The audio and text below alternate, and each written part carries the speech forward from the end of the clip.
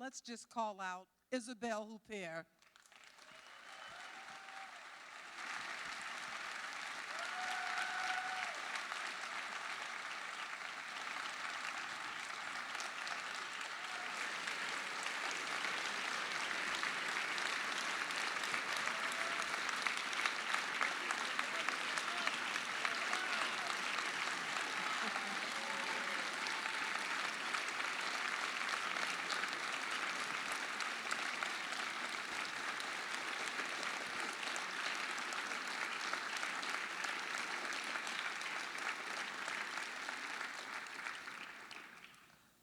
Roger said many things about you. He said that sometimes your face was inscrutable, but you could tell that you built your character from the inside out.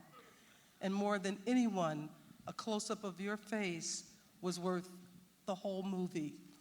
I'm so proud to present his golden thumb to you. Thank you. Thank you.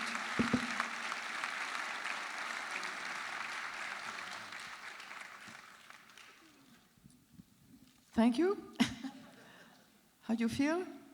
Good? Thank you so much. I'm really proud, yes. I know that's up and down.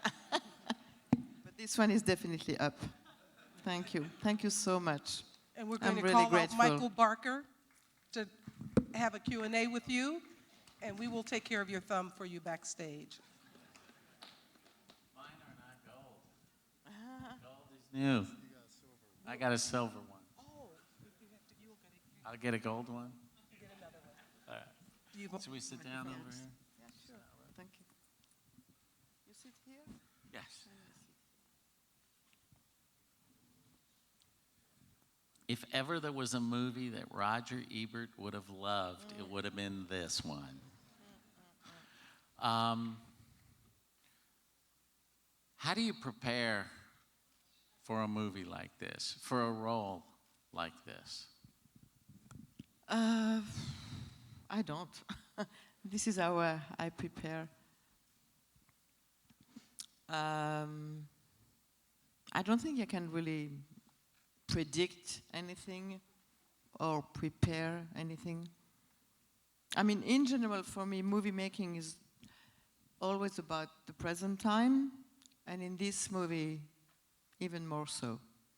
So, well, we prepared the costumes, we prepared the usual thing when you are about to take a new role, but I did not really think in advance. I'd read the book before, you know, it's based on a book by Philippe Dion, and when I read the book, I immediately thought it could be a great role, a great film. I thought it was a very unusual character, kind of almost a prototype, certainly not someone that you would run into in the subway. So I liked also the fact that she had so many things to apart the major event that happens to her, that she had so many things that she had to care of. I mean, that made her a very complete character, and with so many layers, so many contrasts. So I guess you don't prepare for such a role, because if you prepare, it means that in advance you're going to orientate the performance towards one direction rather than to the other. And I think that what really makes such a role valuable is just the fact that it's always kind of in between, and as Chad said, you know, something that's unscrutinable and something undecisive, or whatever the word is, something that you can really, and so I think to achieve something, it's precisely by not preparing. Otherwise, if you prepare something, you tend to weaken the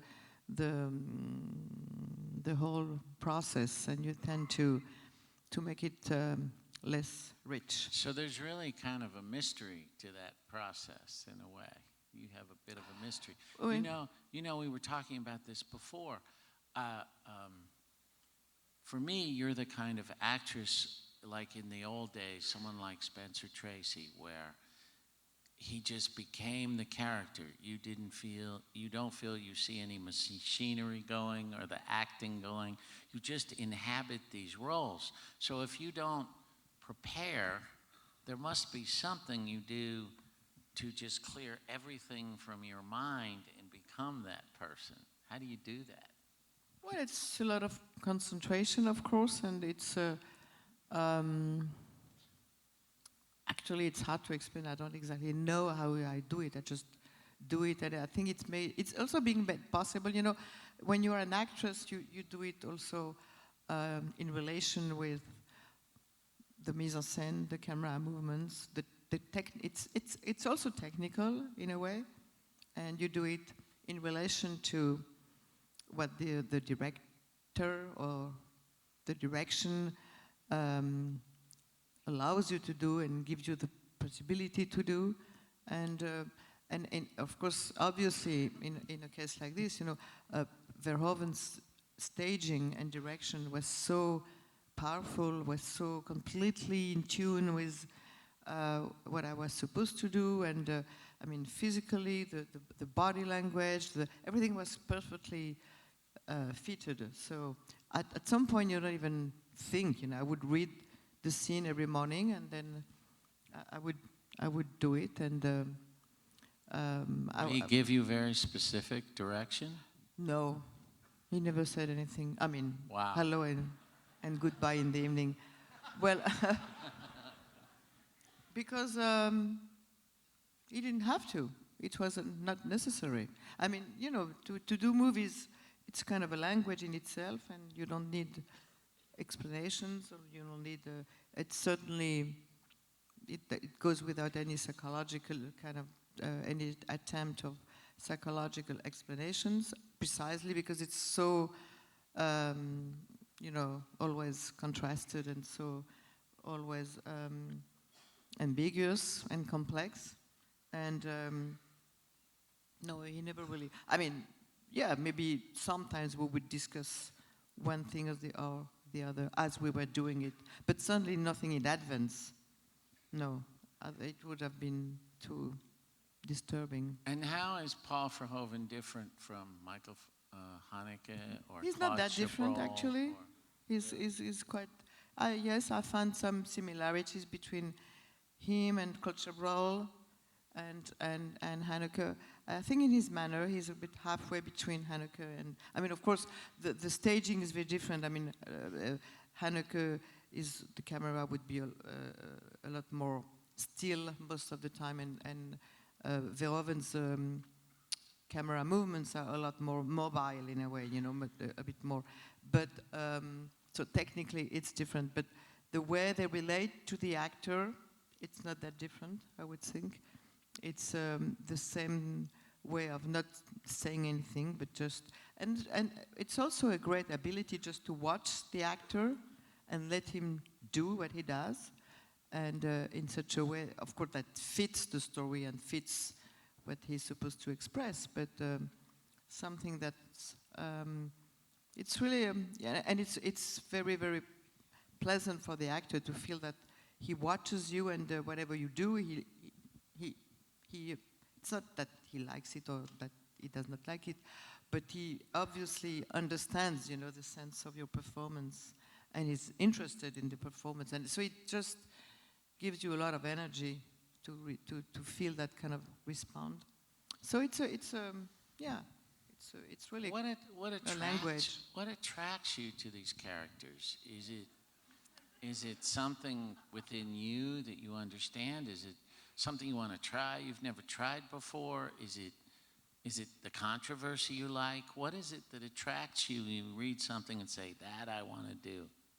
No, it's not the controversy. I think what attracts me is the unsentimental aspect of the character. It deliberately and obviously plays on a different level. it's a non-emotional character, although there was a kind of emotion, but so it's completely away from this kind of parameters that most of fictional roles, not most, but many of fictional roles are on screen. It's completely, it's defined in a very different way. So it's not emotional, it's not psychological, it's just very much alive, I believe, you know.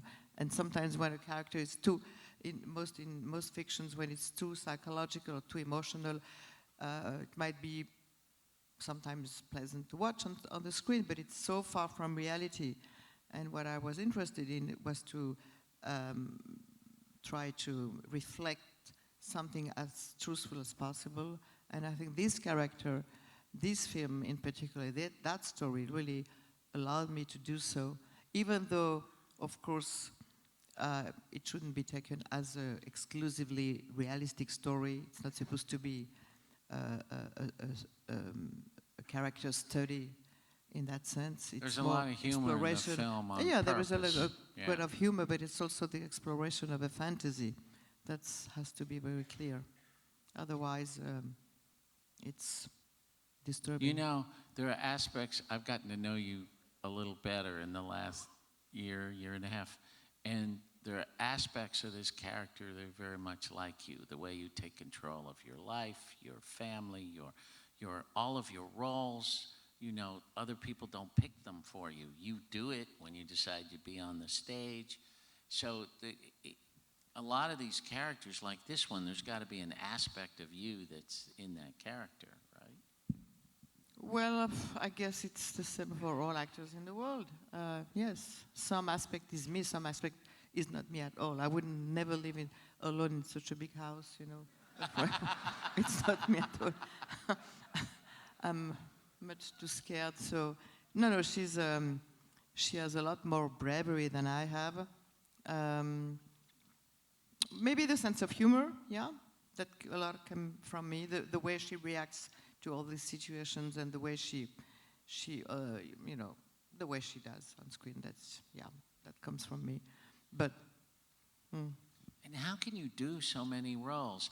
I was looking at IMDb, and since Elle, Isabelle is in 10 new movies or TV shows since Elle that you've Not made. TV shows. No, there was one in there, I think. No?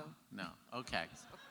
Well, 2 of the roles you pointed out were very small roles, but the other 8 are not, you know? It's just but how do you do so many? It includes also a movie that I did with the Korean director Hong Sang-soo, and he makes movies in 5 days, so that's, you know, it's easy to do. You would not believe Isabel's schedule. We went to Telluride, we went to New York, then we went to Toronto, and on Sunday night there was a huge screening in Toronto. She did all the press on Sunday. On Monday, she had to fly to New York so she could star at the Brooklyn Academy of Music on a 3.5-hour stage version of Phaedra when she was on the stage almost the entire time. How do you switch from one to the other like that within 24 hours? It's amazing. I do. I mean, well, the play I did at BAM in New York, I'd been doing it for months before, so that was just, you know, another step of a big tour that we took all over the world. And so I wouldn't do it all year. Now, you know, I'm not working for a few months. When you started acting, did you think, was your dream to have a career like this, or you were just driven to just go after everything you liked, or did you think about that? No, I had no dreams. I still don't have dreams. No, I did not. Well, I knew, I guess I knew, or I'm not sure I knew because it was not really conscious, but whether it was conscious or unconscious, I knew that I wanted to have certain type of roles which were center to the story, where even if sometimes they were like fragile or not victims, but let's say weak characters, I wanted them to be the center of the story. That was my little feminism to me, you know. I knew that from the beginning. I knew, but you can't really, figure out what's going to be your life or what's going to be your work and people you're going to be meeting. I had so many extraordinary encounters in my life, and some of them happened at random. Some maybe where I came from me. It's For life. example, when you started and you were very young and you did a few of these movies where you were not necessarily the lead, how did it happen that all of a sudden you were the lead actress in an Otto Preminger studio film?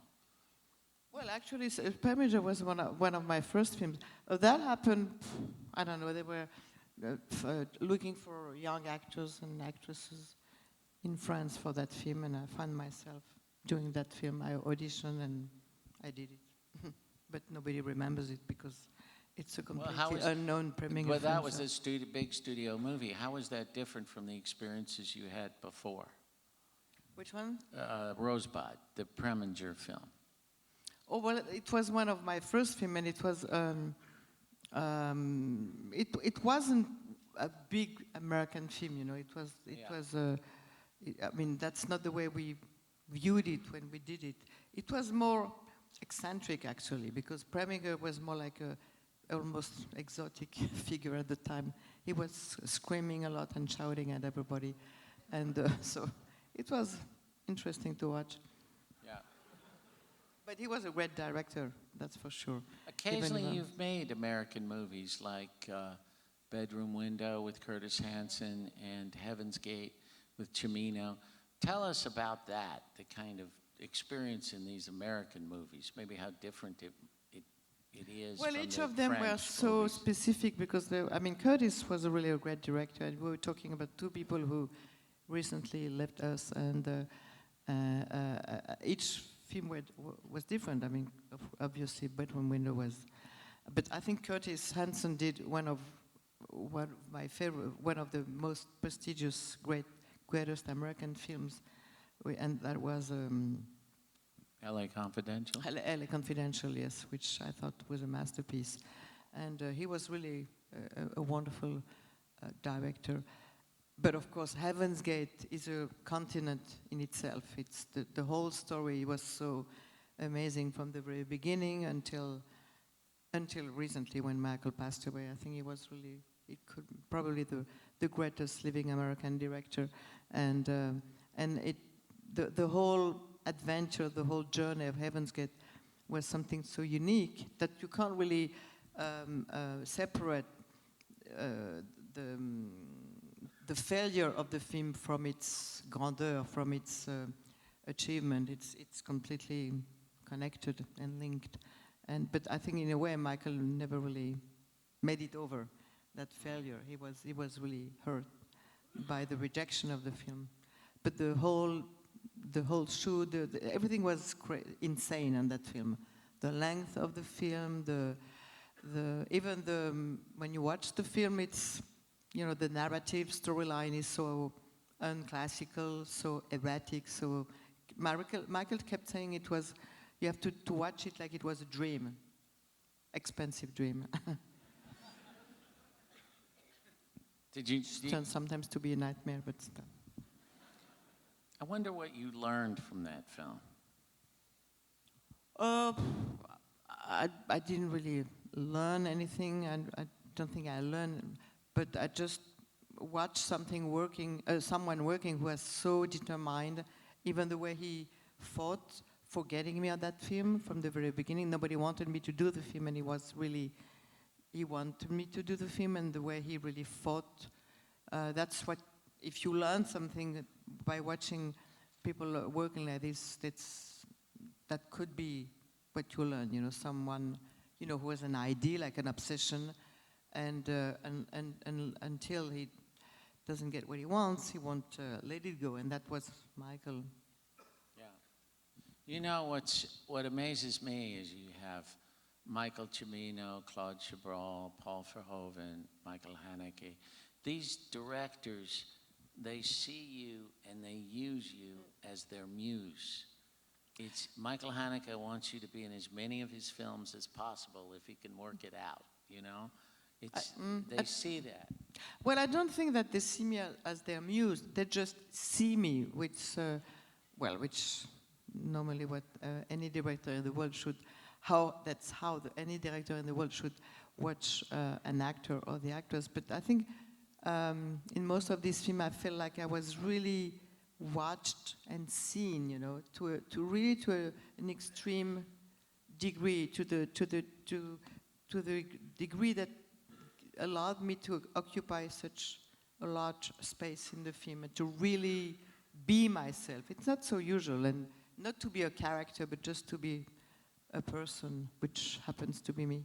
What I found amazing about the films you did with Chabrol, with Claude Chabrol, he saw you as an actress with great range. Those characters are all very, very different. And I think he wanted to see different sides of you as an actress. Well, he was a very versatile director. You know, he would do sometimes a thriller or a film more political, like The Ceremony, or Madame Bovary. or even more a comedy, or a film more literary, like Madame Bovary.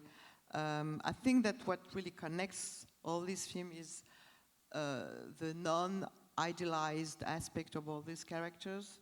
This is how this was Chabrol's view. Nothing was romanticized. Like a little bit like in a film by Verhoeven film or Haneke, you know, it's a complete lack of sentimentalism. It's just a way of seeing people the way they are, and not the way people think they should be or imagine that they are. No, just the way they are. And it's an obsession with a certain sense of reality. I mean, reality I'm not so sure, because movies are not reality. It's a recreation of reality, but an obsession of something really, of a truthfulness. And that's certainly what Chabrol was after. And this is something that really connected us from the very beginning. This way of not trying to orientate a performance. And you know, most of the time people, not most of the time, but too often people think that, you know, people should be nice, characters should be nice, or it's nothing about being nice, it's just more interesting just about being true, you know. Sometimes it's nice, sometimes it's not nice, but and it's not the characters which are nice or not nice, it's the situations that they go through that sometimes are nice and sometimes are not nice. So it's a different way to see fiction, and with no obligation to be nice or to be sympathetic or whatever, you know, this kind of thing. It's amazing. It's really amazing.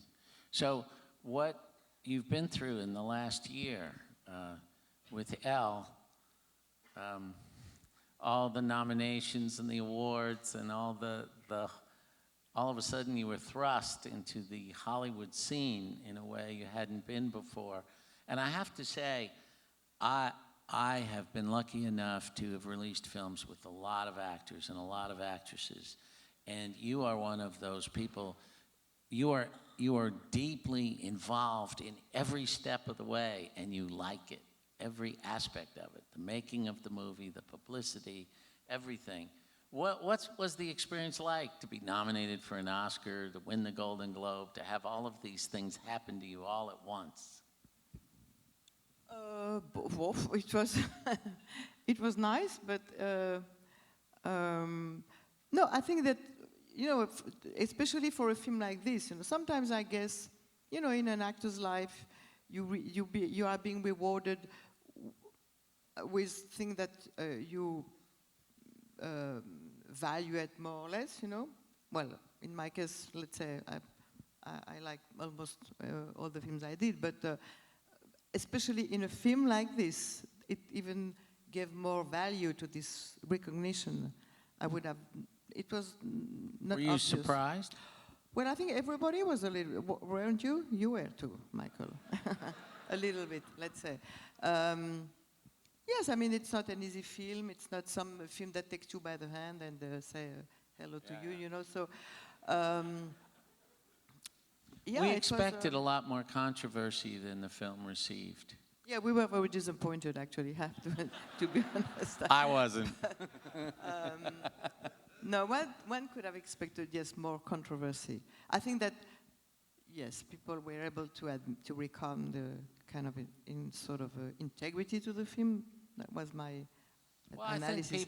I think people went with not only how great you are in the role, but this idea of this character taking control of her life in every aspect of it.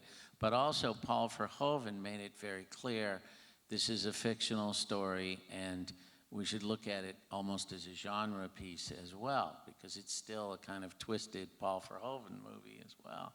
And it was embraced in that way, you know? Yes, but having said that, you know, it was, I mean, it's, of course, it's, I've read wonderful things in this country about the film, I have to say. You know, the quality of analysis, the understanding of the film, it was quite amazing. And, but still, to get this kind of recognition and rewards for that film, that was even more Yes. unexpected. And it started in Cannes. And Cannes is coming up, and Isabel has another film in Cannes. Two films in Cannes. Isabel in the history of Cannes, I'm pretty sure, has been in more movies that have been in competition in Cannes than any actor in history. I'm pretty sure of that, which is pretty amazing. Yeah, it's great. I think we should open up for a few questions in the audience. Okay, I don't know how to do this, but we'll wing it. Down here on your right. Okay. On your right. Over there. Hi, thanks again. Could you say something about the ending, the final last scene of this film, and what, like your character, the whole notion of saying goodbye to people, breaking up with things, and then that last attack, and it's the son who shows up, not the jilted lover, Robert. So did you say anything about the ending and what you think of the story and at the final part for you? And so the question is? So at the ending with the final attack, and then it's not the son, the son shows up somehow magically, as opposed to Robert, the jilted lover. Anyways, from your perspective, what was your character up to at the end? Well, a lot of people notice that how come the son shows up, you know, quite rightly at this moment. I didn't really have any opinion on that. I was happy that the son was here to protect his mother. But in terms of, yes, of the scenario, because I give him the key, you know, I mean, there's something, yeah, I don't know. But I didn't really think about that, you know, when I did what I thought was that the violence and the murderer pulsion jump a generation in a way, because, I mean, the son kills the rapist, you know, and like the, you know, so if you think of in terms of transmission of the violence, my own father, you know, was a serial killer, and then finally, I mean, not consciously and unwillingly, but it's still It feels like a certain grandson, symmetry is going on. in a way. Yeah. I always wondered about the cat, to be honest with you. I've seen it so many times, and just today, I've seen it like 20 times, but today, the beginning, the first shot is the cat. The cat is key to the whole movie, and I haven't figured out exactly why, but he's key. He was a great cat. He was a comment on dit, a trained cat. I'd never worked with a trained cat before, you know. When he had to jump into my house 25 times, he would do it, you know. I'd never seen that before. You know, every time I've seen this film, I see something that catches my eye, like what you're talking about at the ending. I don't know what's intended or what wasn't intended. A few times ago that I saw the film, the way I choose to read it, when the mother is in the ambulance and says to her, go see your father, it's the mother knows by telling her to do that, it's going to kill the father. And you know what? After I've seen the movie several times, I've come to really believe that when you watch that scene. But movie has a lot of surprises like that if you choose to interpret them. But then Paul never reveals what he really intended. Well, maybe because he does not even know himself. No, Yeah. I believe in that. At some point, when a story is so strong and so with so many interactions, and so the film speaks by itself. You are being like pushed by the film or pulled. Yeah, the film generates its own strength, its own energy, its own mechanism, So sometimes you do things. That's why when you say, how do you prepare or things like this? I think that cinema is such a powerful energy. It generates its own strength, and so you don't even have to think about it. Just do it. Strength you've got. Well, but it comes from a combination of several things. And I really believe in that. The more I do movies, and the more I believe in that. So you just let yourself being pushed or pulled. Whatever, can you by the film. comment on the piano teacher? Because for so many, that is your greatest role. And that seems like such a difficult role to pull off. Was it difficult to do that, or were you in the act of playing the way you are on almost any role? I don't think any role are difficult, Only bad roles are difficult. That must be really difficult, To do a bad role with a bad director. Never happened to me, but that must be really difficult. But to do a great role with a great director, I can't see it as difficult. I can see it as demanding, or let's say you have to wake up early in the morning. So maybe that's difficult. But apart from this, it's not difficult. It's just, it's the other way around. It's really easy most of the time. And even the most difficult scenes in The Piano Teacher wasn't difficult. It's easy. Next question. Next question comes from in front of you. Yes, hello. I'm a huge fan of your work. And something interesting that I noted watching a lot of your work is that there's always an element of desire. Sometimes it's kind of overt in something like Violette or Lady of the Camellias or O Profunda. And sometimes it's more comical, like in My Best Friend's Girl. So I was just wondering your thoughts about there seems to be like, you're always desired and you're always filmed very beautifully, like especially in Elle, like all the fashion is very, tailored, and just your thoughts on desire. That's a very strong element in a lot of your work. Well, but in general, movies is about desire. That's what it is about. So, you mean the character is defined by its desire, or most of these characters, or?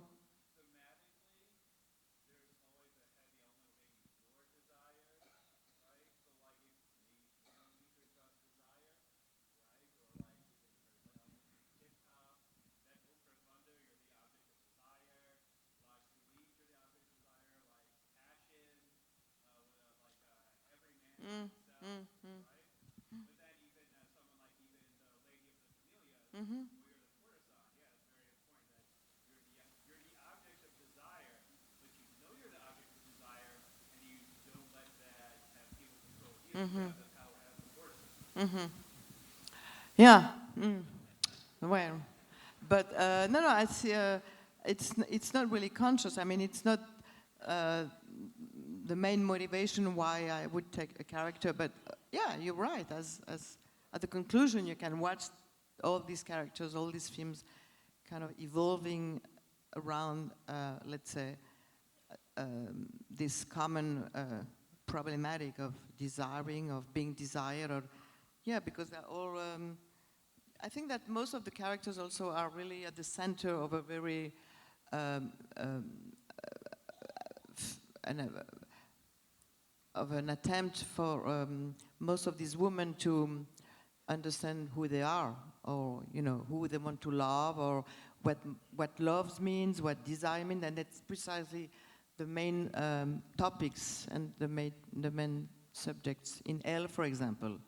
I mean, it's very rich, it's very complex, but it's basically, what the combination between in the desire between attraction to the violence and attraction for something she's not even able to name, actually. It's like there was a big black hole in that film. That it could be also the reason why you have an attraction to the film, because ultimately you feel like she's looking for something that it's very difficult to name. And then, you have elements from the past, element from the present, element from what she is as a kind of solitary woman, powerful woman, because the fact that she's a woman of power, of course, is a key element to the understanding of that woman also, and the way she did. And in almost all those films, yes, it always evolves around the same kind of a problematic, I guess. It's almost impossible to put it into words, this unnamed Yes, I think so. aspect. Yeah. It raises more questions than gives answers, like Yeah. all interesting films most of the time, or books. There's a question from the balcony, all the way up to your left. Bonsoir. Merci d'être venu. I have a question. We were discussing it a little bit ago for Virginie Efira's character, Rebecca. Do you think she knew the extent of what her husband was doing in the film? Well, that's what she seems to be revealing at the end. That's Paul Verhoeven's idea, by the way. It's not in the book. That final scene when we understand that she was perfectly aware. And so it's also the little stone that Verhoeven likes to throw in the lake of Catholicism, in the, say, plain lake of religion. It's like you a know. sick Yeah. Buñuel joke in a way. That's right, yeah. And all of a sudden you realize that this wonderful, Catholic woman, it's also, Verhoeven liked to say at the end, one of the principle of the religion, of the Catholic religion, is love your enemy, So it's like, yeah, she knew what her husband was doing. Yeah, she was aware of it. Back to And the maybe house, she loved center. him for what. Hi. You've talked a lot about her wanting desires and all this other stuff. I see a lot of control issues, that she didn't have control over all these things going on around her until she listened to her mother's advice and called her father. And she whispered in her father's ear, all I had to do was call you and now you're dead. And it seems to me like from there on, she plotted everything from there on out. No? Maybe. Yeah, maybe. Yeah. She has her video game experience, and I think her son was there as part of her plan. I think she egged on the neighbor guy to come into her house that night by saying she was going to go to the police. She told her friend that she was the one having the affair with her husband. I think she had it all planned out. Yeah. But it's exactly what the film seems to be about. It's this paradox between control and complete absence of control. And that's it's the conflict and the collusion between the two, which is really interesting, I think, in the film. It's exactly what it is about, I think. The next question comes from the back of the house, this young lady here. Thank you. I have two questions, and not for you to give any trade secrets away, but it has to do with the execution of those physical scenes. Did you have to train for that so that physically you could be agile and not hurt yourself? And the second question is, accidentally, Was there a misstep or anything that someone did get hurt in some of those scenes? It's two questions. No. No, I don't think so. Yeah, we trained to a certain extent, of course, the rape scenes, but a little bit, just yes, to. But no, I don't remember that there was any damage or hurt. Maybe the scissors in the hand, I don't know. No, I'm kidding. No, it was, we all came alive out of it. You know, I mean, those scenes are very, very efficient on screen, but that's the illusion of cinema, you know. There is a lot of cut. So the impression is very strong and very, but in reality, it's always less. Next question from the balcony to your left. Thank you for this film. It's very complex character study. I think I agree with these broad themes of desire and violence and control, but within this character's life and what she's lived through as a child and growing up and having to live with this identity, I mean, we're reminded time and again of what she's been through, and particularly at the end when her mother's lover says, "You murdered these people," and whatnot. So clearly this is a burden that she's carried. And I wonder, there's this odd juxtaposition of her having left her husband for him striking her and him feeling so bad, and yet she's drawn back to this man that she desires who's incredibly violent against her will in a dangerous way, at a time in her life when her father's presence has become renewed in a way that she can't ignore. And I wonder, you know, you've lived in this character. I've just met this character tonight. How much perhaps like atonement or maybe a self-destructive motive of this coming, a lifetime of living with this guilt that she shouldn't even really possess may be involved in this rape fantasy and whatnot. And so the question is? What is the question? Guilt. Okay, I'm sorry. The question is this something purely a study of desire and violence and control, or is there an element also of guilt and atonement mixed in because of this character's past? But obviously it's a little bit of everything. But again, it doesn't give a definite answer to your question. You know, you can't say, yes, it's about being guilty, yes, it's about, it's really an ensemble. And I never really wondered, as I was doing the film myself, if it was more about this or that, or I was just interested because it was everything about that. That's what I really liked about her, about that, let's say, yes, story or character.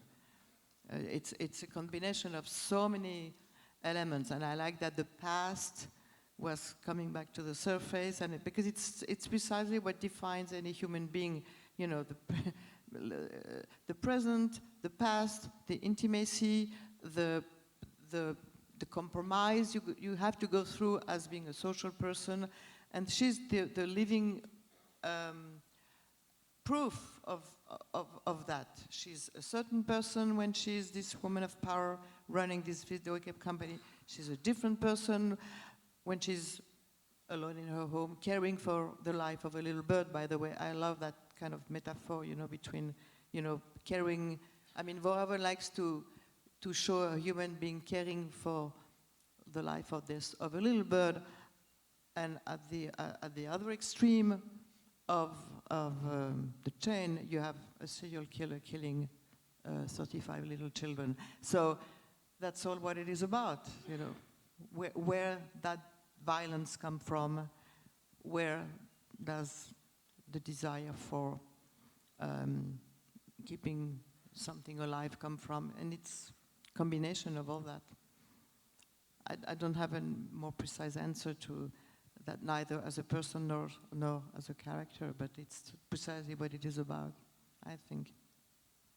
I think one of the most remarkable aspects of the performance is as an audience, we feel we know what's going on in your mind. It's like when the kid shows up and is taking the baby from the mother, and she looks at him as she's running down the stairs, and the baby's mother shows up at the door. You just see in your face, she's like, oh my God, my son really is a lunkhead. I can't believe this. But it's just, you just see, you express it in such a way that you just know what's going on inside her mind. That's amazing to me. The next question comes from just from in back of the theater to your left. Gentleman in the yellow sweater.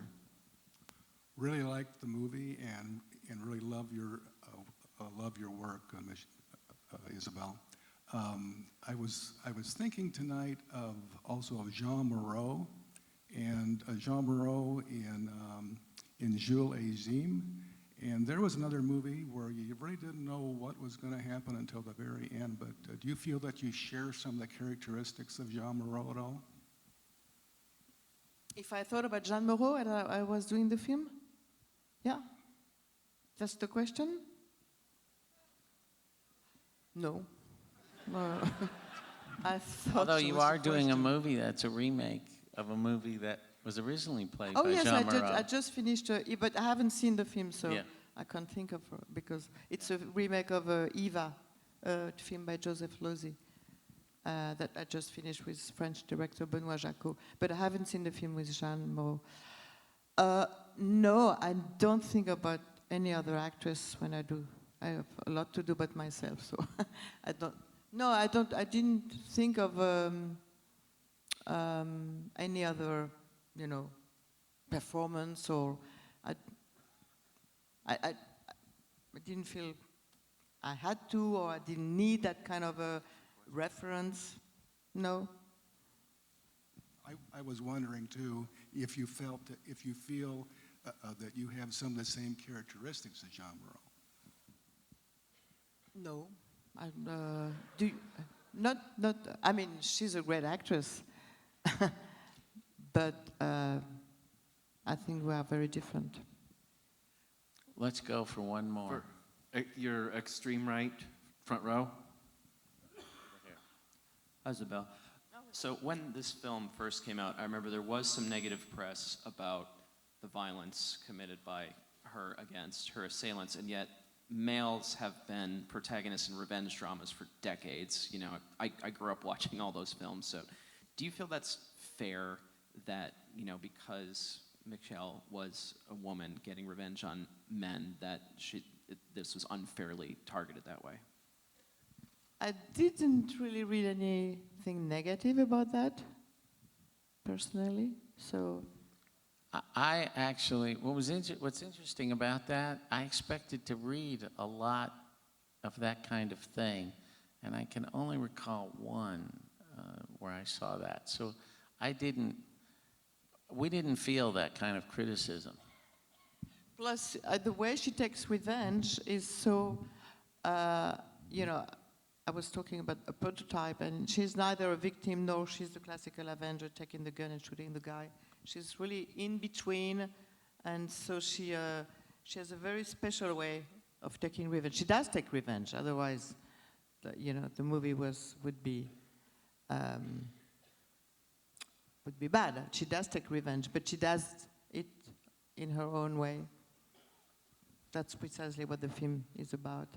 She doesn't want to be a victim. I mean, obviously she goes through a situation where she is a victim, but she doesn't want to be taken as a victim. This is why at the beginning of the film she says she does not even want to go to the police. Even going to the police would mean that she is a victim. So she wants to solve the problem in a different way. But I never felt anything against or negative, to be really, I mean, I'm not denying the question, and I'm not trying to escape the answer, but honestly, no, I don't think that it rose any problem. Anyway, thank you, Isabel. You are so remarkable.